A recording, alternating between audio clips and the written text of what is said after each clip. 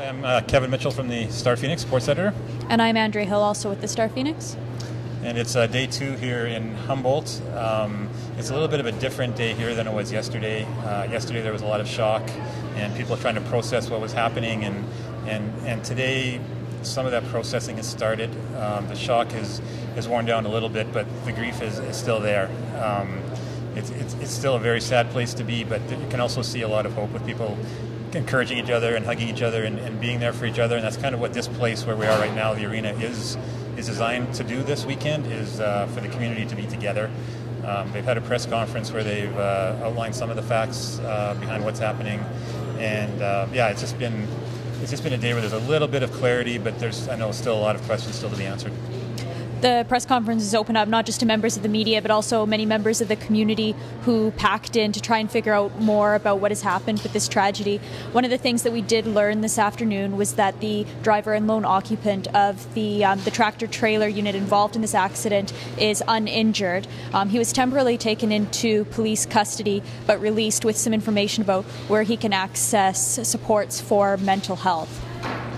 And we have people coming in from all around the province. The Saskatoon Blades president, Steve Hogle, was in today. He said he just felt like he needed to be here. He knows a lot of, everybody who works with the Blades. They're on the bus so much during the wintertime, and he says it's a risk that people take, and it's one you never really think about. And this has really hit home to Steve, and I know it's hit home to a lot of people in the hockey and sports communities who travel highways across this province on an almost daily basis quite often during the wintertime.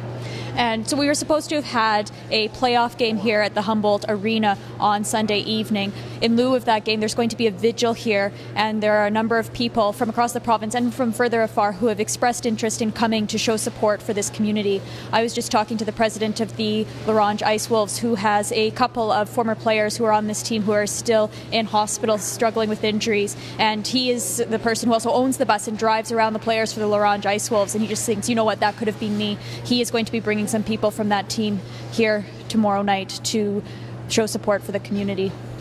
And then on the hockey front, SJHL Commissioner Bill Chow says it's still too early to know what's going to happen with the league this season.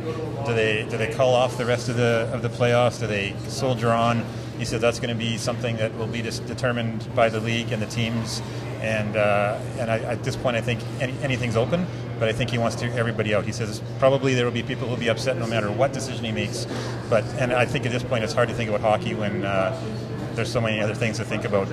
But it is something that they have to address fairly soon, and we should know fairly soon what the SJHL is going to do with the rest of their playoffs.